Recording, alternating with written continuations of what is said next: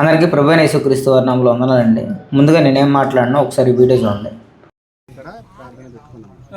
మేము ఎవ్వరిని బలవంత పెట్టలేదు, ఎవ్వరిని డిస్టర్బెన్స్ చేయలేదు.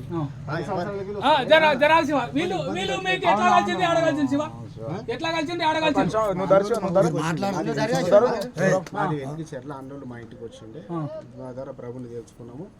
ఇంట్లో ప్రార్థన పెట్టుకున్నాం. ప్రభు కుట్టిరా మీ నాయన కుట్టిరా? అయ్యా ఎవరు కుట్టింది అయ్యా? ఎవరు కుట్టినాను?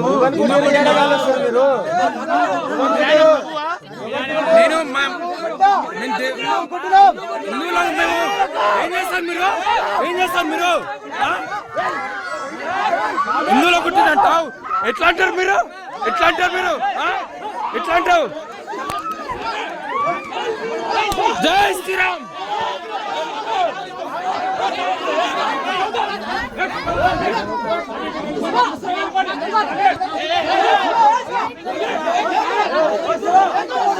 ఏ శివ ఊకరు శివ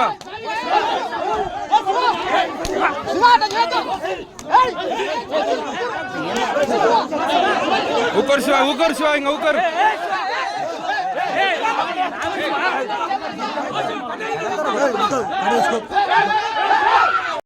చూశారు కదా, ఇది చూసినప్పుడు నా ఆలోచన, నా హృదయం రెండు రకాలుగా ఆలోచించింది. ఒకటి లోకపరంగా ఆలోచించింది, రెండవది పరలోకపరంగా ఆలోచించింది. ముందుగా లోకపరంగా ఆలోచించింది మీతో పంచుకుంటాను. ఇంత దారుణంగా చేస్తున్నారు కదా అని నా లోపల కోపం, ఉక్రోషం, పట్టరాని ఒక గందరగోళం ఏర్పడింది.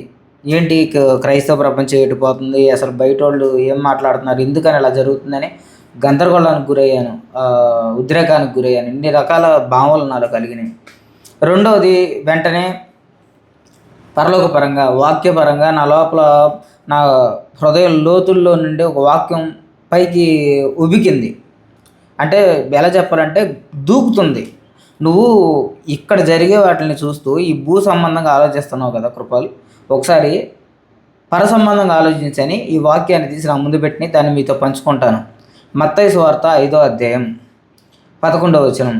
నా నిమిత్తం జనులు మిమ్మును నిందించి హింసించి మీ మీద అబద్ధముగా చెడ్డ మాటలల్లో పలుకున్నప్పుడు మీరు ధన్యులు.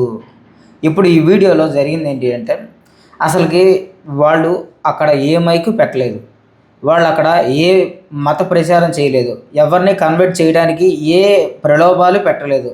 ఆ రోజు ఆదివారం వాళ్ళు ఆరాధన చేసుకుంటున్నారు అంతే. ఆ లోపల కనీసం ఒక్క మైక్రోఫోన్ కానీ లేదంటే బయటికి హారన్స్ కానీ అసలు ఏమీ లేదు.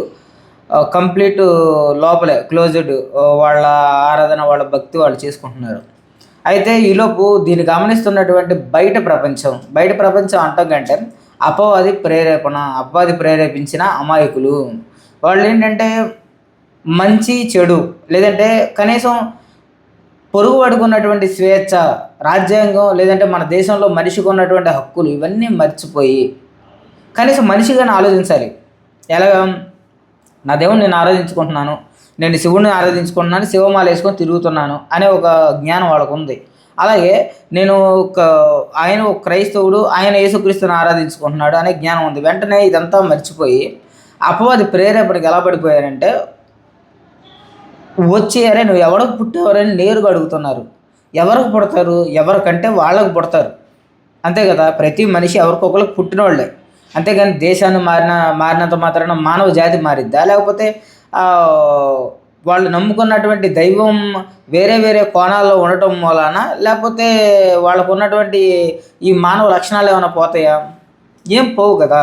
ఈ విచక్షణ అంతా మర్చిపోయి వాళ్ళ మీద దాడి చేశారు. పాపం వాళ్ళ అమాయకులు అనాలి. రెండవది, దాడి జరిగినటువంటి ఆ వ్యక్తులు ఉన్నారు సరే, దాన్ని అనుభవించినటువంటి ఆ పెయిన్ని, ఆ బాధని వాళ్ళు ధన్యులు. నా నిమిత్తం జనులు మిమ్మును నిందించి హింసించి మీ మీద అబద్ధముగా అబద్ధమే కదా, నువ్వు ఎవరికి పుట్టావురా, నువ్వు ఎక్కడి నుండి వచ్చావురా, నువ్వు ఇది కాదురా, నువ్వు పరాయి మతం, ఇట్లాగా దూషించి, అంతేకాదు వాళ్ళు హింసించబడ్డారు. లాగారు, చొక్కా లాగారు ఆ పాస్టర్ గారిని, ఆమె స్త్రీ మీద కూడా చేయి చేసుకున్నారు. అసలుకి ఈ వాతావరణం చూస్తే నాకు కడుపు రగిలిపోయింది. ఒక 5 నిమిషాలు తర్వాత నా వెంటనే లోపల నుంచి వాక్యం వచ్చి నన్ను అలా పట్టుకొని, నువ్వు అలాగా లోకపరంగా ఆలోచించ, మాకు పరలోక పరంగా ఆలోచించు అనే ఆ లోపల నుండి ప్రేరేపణ వెంటనే ఈ వాక్యం దగ్గర నడిపించింది. ఈ విషయాన్ని మీతో పంచుకోవాలనుకున్నాను సహోదరులారా. వాళ్ళు ధన్యులు. ఒకవేళ మీకు జరిగినా మీరు ధన్యులు. ఇప్పుడు దీన్ని అడ్డం పెట్టుకొని కొంతమంది రాజకీయాలు చేద్దామని ఉంటారు. అట్లాంటి వాళ్ళ ప్రలోభాలకి లొంగిపోమాకండి. ప్రార్థన చేయండి, వాళ్ళ మారు మనసు కోసం ప్రార్థన చేయండి. నిజంగా మరి ఆ పాస్టర్ గారికి మరి ఆయన అవగాహన ఉండిద్ది నాకు తెలిసి. ప్రార్థన ప్రార్థన ప్రార్థన ఆయన ప్రార్థన మీద ఉండి ఆయన గురించి మనము ప్రార్థన చేద్దాం. ఆ సహోదరు గురించి ప్రార్థన చేద్దాం, వాళ్ళ చర్చి గురించి ప్రార్థన చేద్దాం. మనందరం, నేను ప్రార్థన చేస్తాను, మీరు ప్రార్థన చేయండి. 2 నిమిషాలు నాతో ప్రార్థనలో ఏకీపించండి. పరలోకమునందున్న మా తండ్రి, నేనే మిత్తం నాయన, నిందించి హింసించబడినటువంటి ఈ కుటుంబాన్ని నాయన, ఈ నా సహోదరుని జ్ఞాపకం చేసుకోండి నాయన. ఒకవేళ పాపాన్ని దోషాన్ని మన్నించండి నాయన. వచ్చేవారందరూ నాయన దాడి చేసినటువంటి నాయన క్రైస్తవేతరులను జ్ఞాపకం చేసుకోండి నాయన. వాళ్ళని క్షమించండి నాయన. వాళ్ళని సపోర్ట్ చేస్తూ నాయన ఇప్పటికీ గుడ్డితనంలో బ్రతుకుతున్నటువంటి కొంతమంది అమాయకులను జ్ఞాపకం చేసుకోండి. ఆ అపవాది ఉచ్చుల్లోని బయటికి తీసుకొచ్చి వాళ్ళకి రక్షణ నాయన, వాళ్ళకు మంచి మారు మనసు నాయన, ప్రభువుల పశ్చాత్తాపం దయచేయండి నాయన. నువ్వు కులానికో మతానికో ఒక వర్గానికో సంబంధించిన వాడివి కాదు. నీవు సృష్టికర్తవి, నువ్వు నిజమైన దేవుడి. నిన్ను నమ్ముకోవటానికి నాయన, మంచిగా బ్రతకడానికి నాయన, మారు మనసు పొందడానికి కృప చూపించమని నాయన, వారికి ధైర్యాన్ని దయచేయమని, మరింత నాయన గట్టిగా నాయన వాళ్ళు పోరాటం చేయడానికి క్రీస్తు కొరకు సహాయం చేయమని మా రక్షకుడు యేసుక్రీస్తు నామములో మనవలను అడిగి వేడుకొని పొందుకొని ఉన్నాను మా ప్రియ పరలోక తండ్రి. ఆమెన్. మీరు కూడా ప్రార్థన చేయండి. వాళ్ళకు ధైర్యం కావాలి. అంటే నేను వాక్యాన్ని చదువుతూ ఎక్కడో వీడియో ముందు కూర్చొని మాట్లాడుతున్నాను. సో ఈ మాటలు ఎవరైనా అక్కడ దూరం నుండి వీడియోలో మాట్లాడచ్చు, కానీ ఆ పరిస్థితి ఎలా ఉండిద్దో నాకు తెలుసు. నేను భరించాను. ఆ పరిస్థితి చాలా దారుణంగా ఉండిద్ది, ఆ క్షోభ.